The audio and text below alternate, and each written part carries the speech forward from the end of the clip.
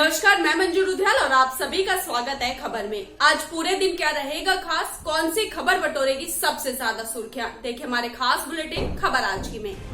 एक वक्त में खत्म होती दिख रही कोरोना संक्रमण की दूसरी लहर एक बार फिर से फन उठाने लगी है। त्योहारों की आहट के बीच देश में फिर से कोरोना संक्रमण का खतरा तेज होने लग गया है। बीते 24 घंटे के दौरान कोरोना के मामले फिर से 40,000 से पार पहुंच गए। इतना ही नहीं, कोरोना से जान गंवाने वालों की संख्या में भी इजाफा हुआ है। एक रिपोर्ट के मुताबिक पिछले 24 घंटे के दौरान कोरोना के 46,200 से ज्यादा नए मामले सामने आए। 605 लोगों की मौत हुई।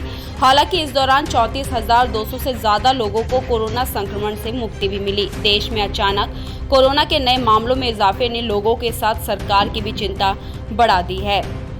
केंद्र सरकार ने एक बार फिर देश के अंदर ट्रैवल करने वाले लोगों के लिए कोविड प्रोटोकॉल को लेकर सफाई दी है। स्वास्थ्य मंत्रालय के मुताबिक केंद्र ने इंटर स्टेट ट्रैवल के लिए कोविड टेस्ट की बाध्यता हटा रखी है, लेकिन अगर किसी राज्य ने ऐसा नियम अपने स्तर पर बनाया है तो उसके बारे में सूचना का प्रसार करते रहें। एडवाइजरी में कहा गया कि हवाई, सड़क और रेल परिवहन के माध्यमों से बगैर किसी दिक्कत के यात्रा कर सकते हैं। राज्यों से अपील की गई है कि जिन लोगों के पास वैक्सीन लगवाने के सर्टिफिकेट है उनसे RT-PCR टेस्ट ना मांगा जाए। साथ ही जो लोग 14 दिन पहले तक कोविड पॉजिटिव थे उन्हें भी छूट दी जानी चाहिए। राजस्थान में साल 2020 में हुए 20 जिलों के पंचायती राज चुनाव के नतीजे ने कांग्रेस को बड़ा झटका दिया था। अब 6 जिलों में हो रहे पंचायती राज चुनाव में भी कांग्रेस की प्रतिष्ठा दांव पर है। गुरुवार को 25 पंचायत समितियों में पहले चरण के लिए मतदान की प्रक्रिया होगी। इसमें 4 मंत्रियों, 6 कांग्रेस विधायकों और 3 निर्दलीय विधायकों की परीक्षा होगी। आज जिन पंचायत समितियों में मतदान होने जा रहा है उसमें सीएम गहलोत के विधानसभा क्षेत्र सरदारपुर में आने वाली मांडोर पंचायत समिति भी शामिल है। सरकार के कामकाज के लिहाज से सीएम गहलोत और पार्टी अध्यक्ष नाते गोविंद सिंह की प्रतिष्ठा भी इन चुनाव से जुड़ी है।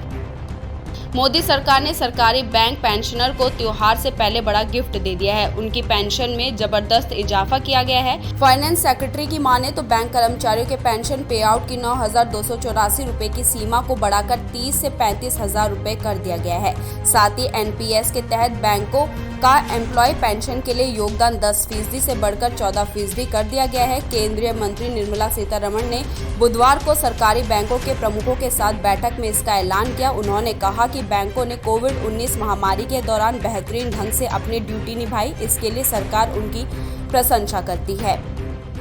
अमेरिका और भारत समेत दुनिया भर के देशों के अफगानिस्तान से अपने नागरिक निकालने के बाद रूस भी हरकत में आ गया है।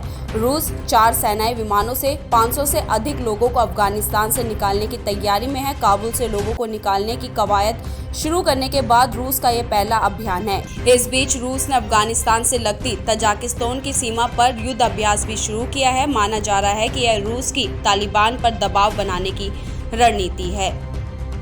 तालिबान के कब्जे के बाद अफगानिस्तान में हर दिन के साथ अमेरिका सहित तमाम देशों की मुश्किलें बढ़ती जा रही है। दूसरे देशों के नागरिकों पर खतरा बढ़ता जा रहा है। इसी के मद्देनजर अमेरिका ने अपने नागरिकों के लिए अलर्ट जारी किया है। अमेरिका ने एयरपोर्ट पर अपने नागरिकों पर खतरा का अंदेशा जताया है। अमेरिका ने काबुल में एयरपोर्ट के गेट के बाहर मौजूद अपने नागरिकों को चेताते हुए कहा है कि वो तुरंत यह जगह छोड़ दे। अफगानिस्तान पर तालिबान का कब्जा होने के बाद बड़ी संख्या में लोगों का पलायन हो रहा है। काबुल एयरपोर्ट पर हर वक्त हजारों की संख्या में लोग पहुंच रहे हैं। ऐसे में एयरपोर्ट पर पहुंचने वाली भीड़ पर चरमपंथी संगठन ISI के हमले की सूचना ने अमेरिकी अधिकारियों की चिंता बढ़ा दी है। इस सूचना के बाद अमेरिकी सैनिकों ने काबुल एयरपोर्ट पर सुरक्षा कड़ी कर दी है। साथ ही अमेरिका अपने नागरिकों को काबुल एयरपोर्ट तुरंत छोड़ने और फिलहाल यहां पर नहीं रहने की चेतावनी दे रहा है। अफगानिस्तान में राज जमा चुके तालिबान की उम्मीदों पर उनके पड़ोसी देश तजाकिस्तान ने तगड़ा झटका दिया है। तजाकिस्तान ने पाकिस्तान के सामने ही अफगानिस्तान में सरकार के रूप में तालिबान को मान्यता देने से मना कर दिया है। बुधवार को पाकिस्तान के विदेश मंत्री शाह महमूद कुरैशी से तजाकिस्तान के राष्ट्रपति इमोमली रहमोन ने दो टूक लहजे में कहा कि उनका देश तालिबान को अफगानिस्तान की वैध सरकार के रूप में मान्यता नहीं देगा। ड्रग्स केस में काफी समय से पड़ताल चल रही है और इस मामले में अब कई सेलिब्रिटीज से पूछताछ भी हो चुकी है। कई गिरफ्तारियां भी हुई है। इसके बाद भी पड़ताल जारी है। अब मीडिया रिपोर्ट्स में दावा किया जा रहा है कि मशहूर एक्टर्स रकुलप्रीत सिंह, राणा दग्गुपति समेत 10 लोगों को पूछताछ के लिए बुलाया गया है। सभी को कब बुलाया गया है इस बारे में जानकारी सामने आ रही है। हालांकि इन खबरों की पुष्टि अभी तक नहीं हो सकी है। बंगाली एक्ट्रेस और टीएमसी सांसद नुसरत जहां जल्द ही मां बनने वाली है। उन्हें 25 अगस्त को कोलकाता के एक अस्पताल में भर्ती कराया गया है। मीडिया रिपोर्ट्स के मुताबिक नुसरत की डिलीवरी अगस्त के आखिरी हफ्ते या फिर सितंबर के पहले हफ्ते में हो सकती है। मीडिया रिपोर्ट्स के मुताबिक नुसरत नॉर्मल चेकअप के लिए अस्पताल गई थी, लेकिन फिर उन्हें डॉक्टर ने भर्ती कर दिया। तो ये था आज का बुलेटिन। ऐसे बुलेटिन और ऐसे दिन भर की अपडेट को देखने के लिए हमारे चैनल को सब्सक्राइब कीजिए और साथ ही अपनी राय हमारे कमेंट बॉक्स में लिखना ना भूलिएगा। धन्यवाद।